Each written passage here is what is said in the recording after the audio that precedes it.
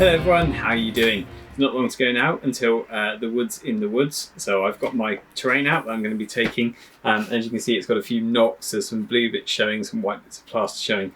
So I need to get this lot spruced up and ready to go. And some other things I need to do are some little corner pieces because of the size of my modules. If I'm going to create 3-foot square tables, there's a little gap in the corner, so I need to create some little corner modules. And I thought this would be a good opportunity to look at how I go about some of the scenic practices, doing things like these rock faces and putting on the grass, applying the flock and all the rest of it. So I'm going to do those on some small modules, and I thought I would film some of that and show you. So let's take a look first of all about how I'm going to go about creating some of these rock surfaces. Okay, here we are. So I have got my regular expanded foam here stuck onto an MDF block of the right dimensions, and I've actually cleverly got these laser cut edges so that I make sure everything matches up with the bits I've already done. This is a bit of a luxury. If you don't have this, cut some foam core to size or some MDF to shape. Yeah, and as you can see, it doesn't have to be a particularly complicated organic shape. Just as long as it's the same shape as all the other modules, you can still get quite a good hill out of that. So I've got a few of those. And we're going to try some different methods of turning these into rocky outcrops, rocky pieces of terrain. So the first bit that I'm going to do is this bit. This is quite an upright corner piece, bit of a mountainous peak. And this side, this doesn't have the contour on, so this side I want to be a visible terrain feature as well. And what I thought I would do on this one is the kind of striated rock face that you can see on some of the bits of terrain that I've already got, some of the kind of Isle of Skye influenced pieces that a few people have asked how I did those pieces. For this you will need a Stanley knife, and whereas normally when you're cutting with a Stanley knife you want this blade to be nice and sharp, here you want as blunt a blade as you can possibly have, because what you're going to be doing is effectively ripping through the surface.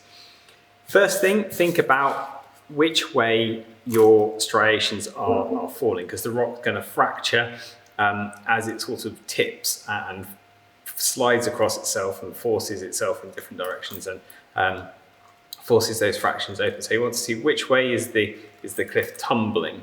And in this case, because this is a side that I want to be visible, I want to have it sort of tumbling in this general direction. So it will be starting from the bottom here and then sloping diagonally up this way.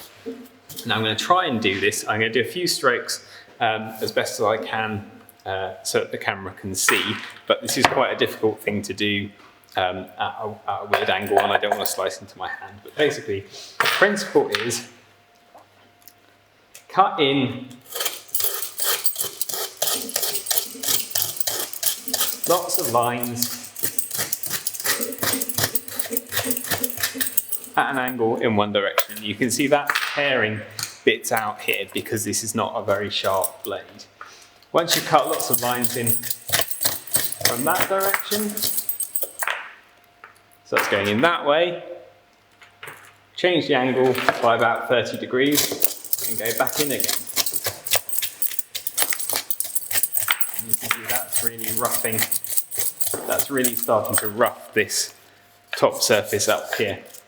Now don't worry if it's a bit loose, if they're a bit floaty around, because we're going to treat this surface afterwards. And actually I've been a bit vigorous on here because I want to take off quite a lot of material. When it gets to back here, I want there to be a lot more material here, so I'm not going to be quite so rough. And also I will do it on an angle where it's easier for me. But that's the basic principle. Lots in from one direction, a little bit more so you can see, and then change the angle, come back in again.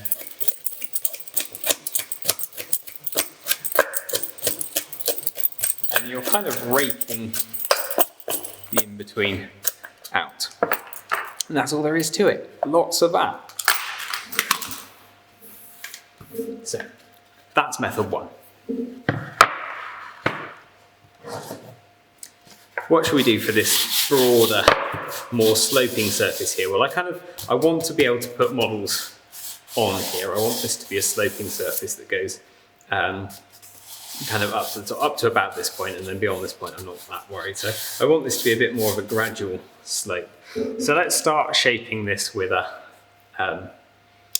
rasp. What I've done previously with this, just to get to this shape, is I've used a hot wire cutter. I've got a hand sculpting tool, and I've just kind of run this off to a general shape. If you don't have that, you can do a similar effect with a nice long knife. I have a bacon slicer that I use for this kind of thing. Just be careful. I have plenty of scars and stitches on my hands where the bacon slicer has sliced my bacon rather than the foam, and it's not pleasant, and it takes a few weeks to recover from that, and during that time you won't be doing any hobby things, so be very gentle if you're going to use a bacon slicer. But with this I'm going to get some more shape into this just quickly with a rasp, and you can see this is already eating into this foam and giving it kind of roughed up top surface texture. Now you'll notice as you do this that this foam has a grain, and if I pull in this direction you can see this is making a really rough, fractured surface texture, which is great. That's what I like. If I were to turn this around and do it in the opposite direction, it's a much smoother, much finer surface, because the grain is flowing in this direction, so it's pulling the foam closed, whereas in the other direction it's pulling the foam open. And I'm actually going to use a combination of both of those. Initially, as I'm just shaping it, I'm going to do it all in this direction because I want it to be quite rough. But once we've got that to a general shape that we like, I'm going to come back in and use the other direction to close up the pores and some of it, so that it looks more varied and it will be a stronger base. And here I'm gonna, because this is where I'm starting to lose the bit where I want models to place and starting to get into the steeper rock face, I'm actually going to leave these sort of steps. I hope you can see that. I'm going to leave these overhanging steps on the surface that will sort of become rocky ledges, rocky outcrops, and help the cliff sides to build up a bit more strongly. And what I want to avoid here is that the slope just comes up straight to this point on the edge here. If it goes up higher and then dips down, if it comes up to it in places and then cuts off before it gets there, if it leads up to it in different slopes, that's going to give the impression of a natural landscape rather than something that I've artificially constructed to match up with everything else. And I'm really not going to do very much more in the way of texturing this surface to that beyond when I put the top surface on, which I'll show you in a later video. But I'm really not going to do much in the way of sculpting beyond roughing this in place with a rasp, because that rough, broken surface there will give you lots of jaggedy bits, lots of corners that will look really nice when that's painted up. So that's essentially all I'm doing to this one, and I will show you photos of the finished one in a later video. Okay, as you can see, this makes an awful lot of mess. This is part of the reason that I'm doing it in the workshop and not in my studio.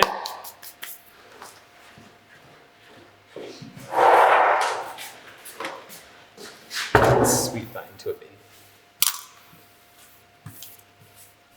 Okay, what should we do for the next one? Okay, this one, this is going to be a middle piece or middle piece option, so it will be able to have terrain butted up to either side of it. And I want this to be maybe a bit of a ravine, a bit of a chasm between the two features. And what I'm going to do with this one is I'm going to hit it with a hot air gun. Now, word of warning, hot air is going to be evaporating this foam, melting this foam. This foam contains cyanide.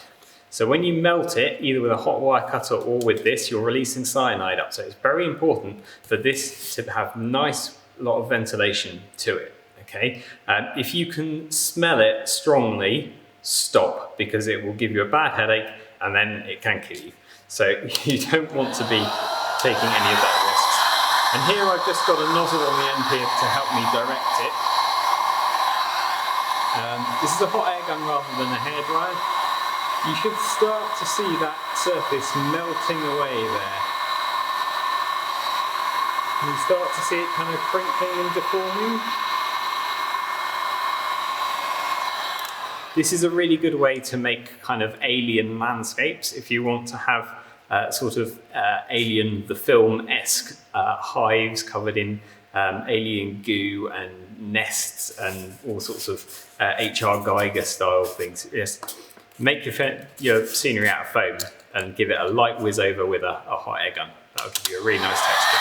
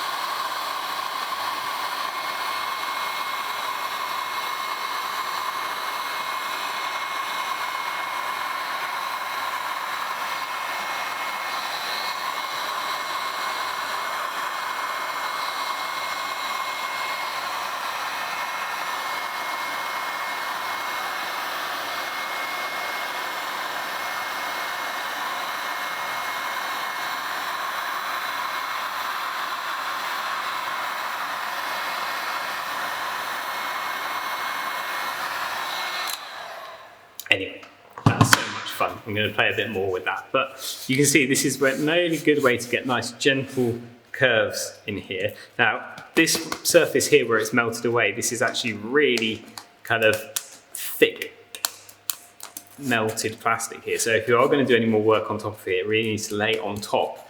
You're not going to be able to dig very successfully.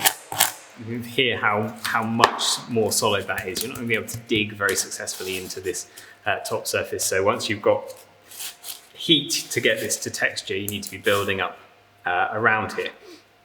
And one of the things that we can use to build up around it are rocks from rock molds. So these are commercially available rock molds in black rubber, and all I've done is fill these with dental plaster, and they pop out and they make lovely little boulders. Now I have tried doing this in resin as well. Doesn't work so well with the resin. It doesn't pop out very easily here. You need a mold release, and it's a bit of a faff, and honestly it doesn't add very much to it. Yes, with even with a hard dental plaster or a nice casting plaster, you're going to get some chipping and scratching and flaking on the top surface of here after you've painted it.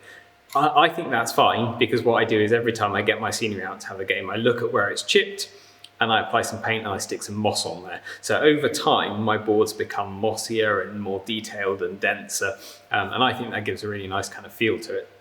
But if you are worried about these chipping, you can give them a nice good coat of lacquer, maybe paint them before you stick them on, paint them separately, spray them with lacquer, stick them in place and flock around them. But they're really good for adding little details, and they're not too expensive to get hold of. And you can make your own.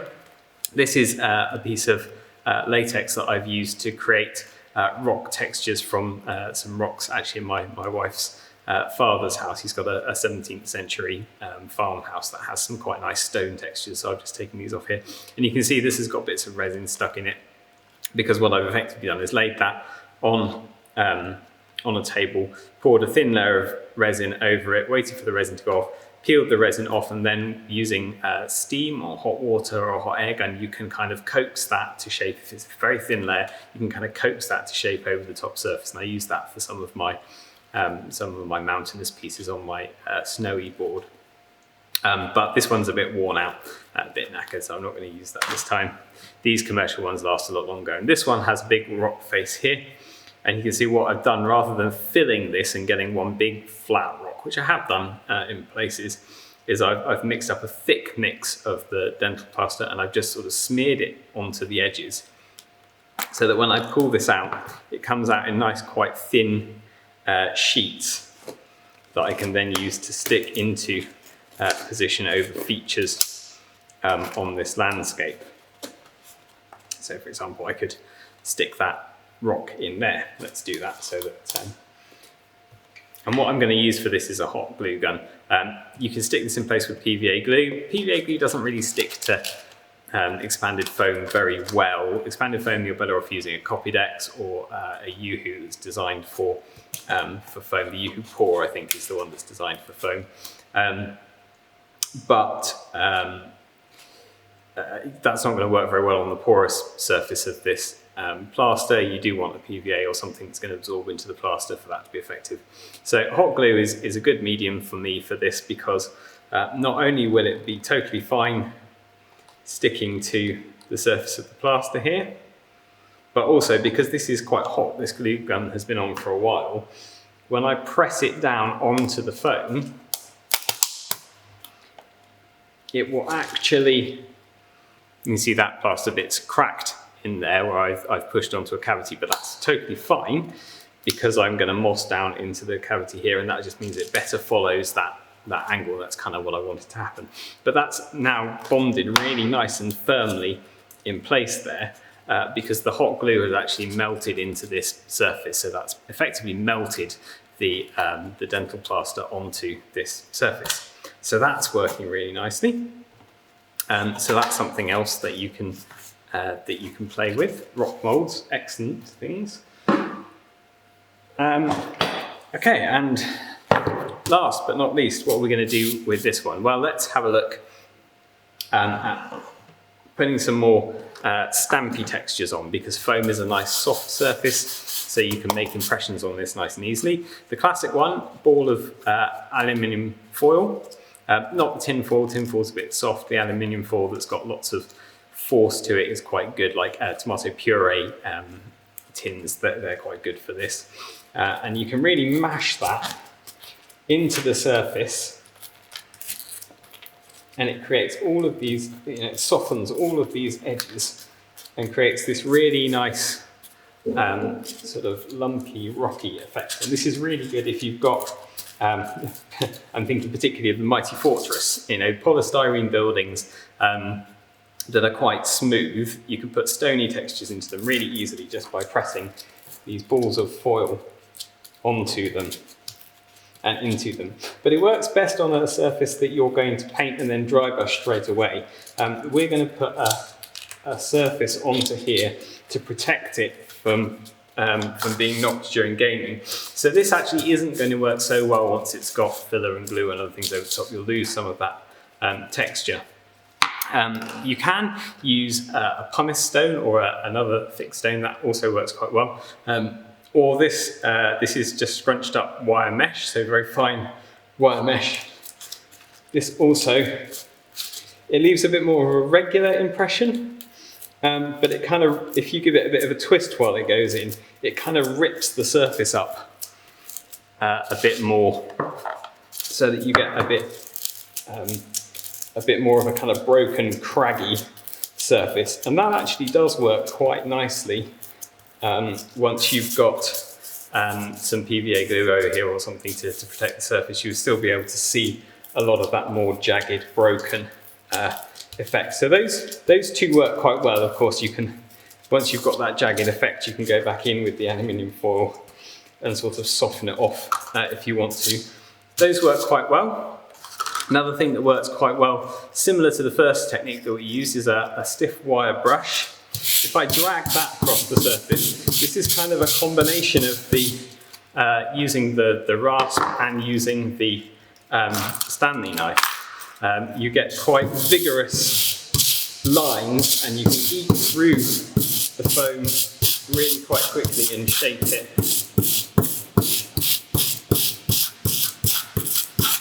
And that will give you lovely rough surfaces, but also allows you to create these nice smooth slopes pretty quickly.